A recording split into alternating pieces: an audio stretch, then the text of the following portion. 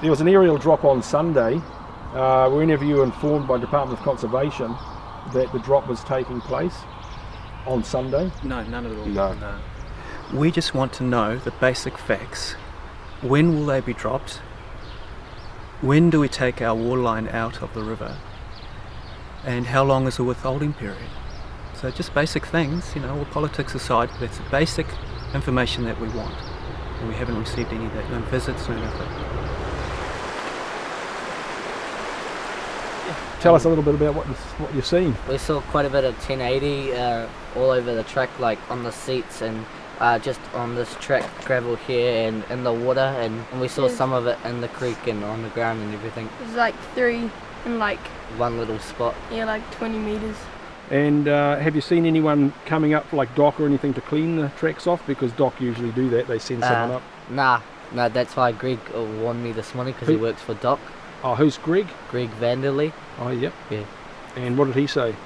He just told my brother to text me, don't go hunting for about 6 months because of the 1080s getting dropped at the Kauranga today, but they didn't tell me it's getting dropped up here.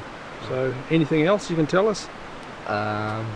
There's supposed to be dollar coins next to them. Yeah, that's what we saw on the sign, so we went over and looking for the 1080 with a dollar coin. We didn't find any. So someone probably took them already. The picture's a little bit misleading. This is the actual size of the baits. It's nearly the diameter of it, Were you using that Commodore down the road? Or?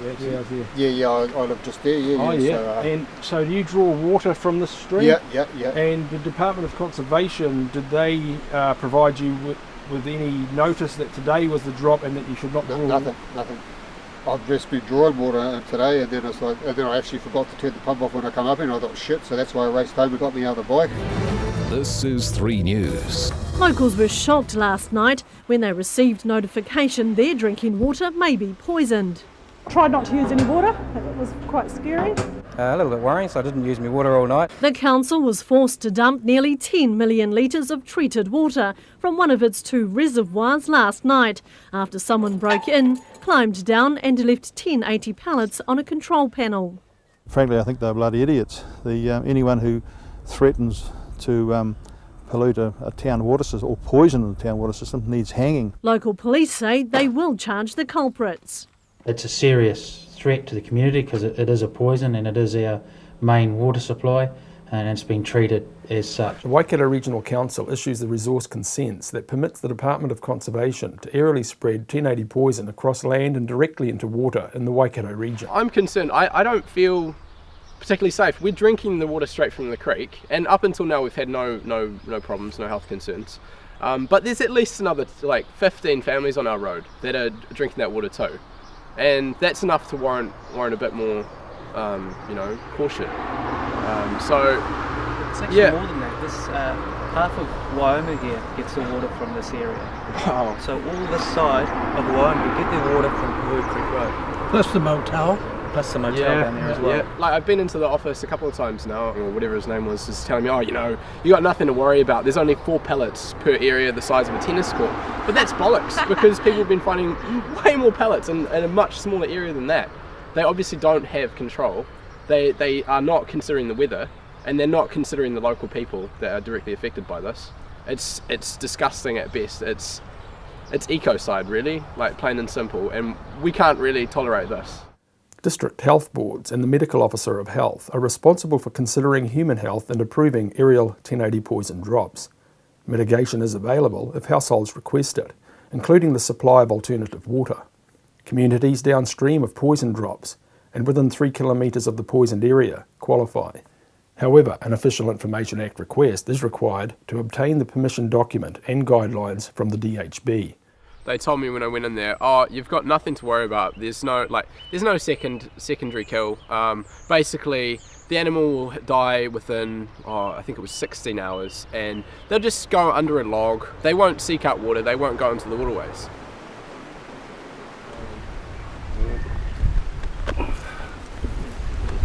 This is another issue we've got with dead possums. You've got the river right here. Last weekend I came up here to the drop. They were dropping baits in the river. It's now Wednesday. I've come up here with Clyde and his brother, and and we've got one of these here right next to the stream, and there's also a bait just down here by my foot. Yeah, so it's not good.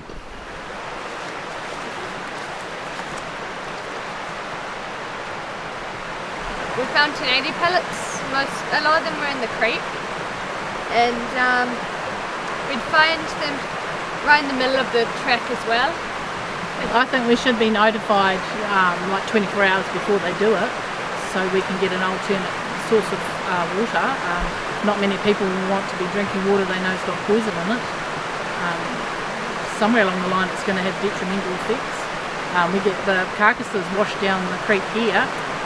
They wash down onto the beaches, and we've had 8 dogs in Te Puru that I know of that have been confirmed poisoned by 1080 off the beach as well.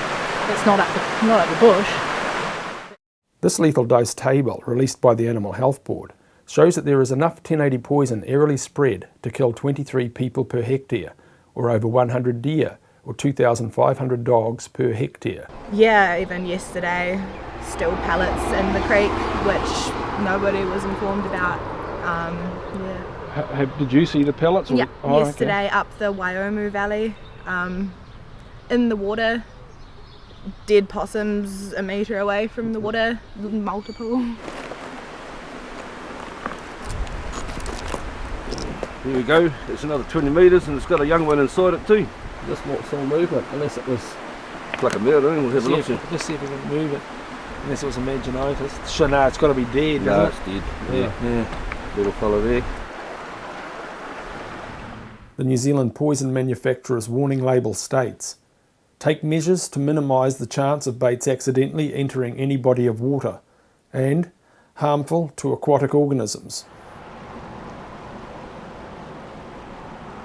When Department of Conservation aerially dropped bait up the back of the ranges here, were you informed? No, not at all.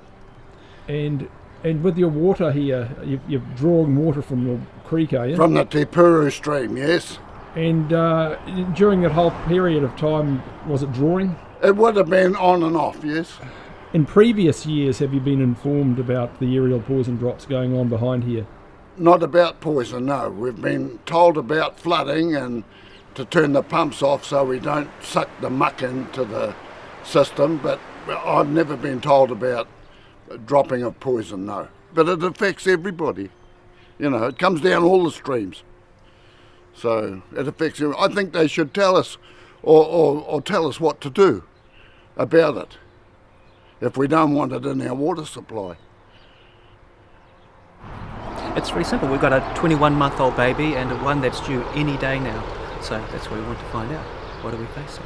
People claim that 1080 has been studied to death. Well, it's absolutely not true. It hasn't been studied to death. It's been very well studied in certain areas of its toxicology. But it's been very poorly studied in other areas. And some of these other areas are really important. And one of those is hormone disruption. We know that hormone disruptors can be effective in parts per trillion, way even below parts per billion. And 1 part per trillion would be the same as if you're making a gin and tonic. You'd be 1 drop of gin, and you'd have to then have 660 milk tankers full of tonic to dilute it to 1 part per trillion. And parts per trillion are enough to disrupt hormone systems. It would take 10,000 lakes the size of Taupo to dilute the annual drop of 1080 into New Zealand's forests to 4 parts per trillion.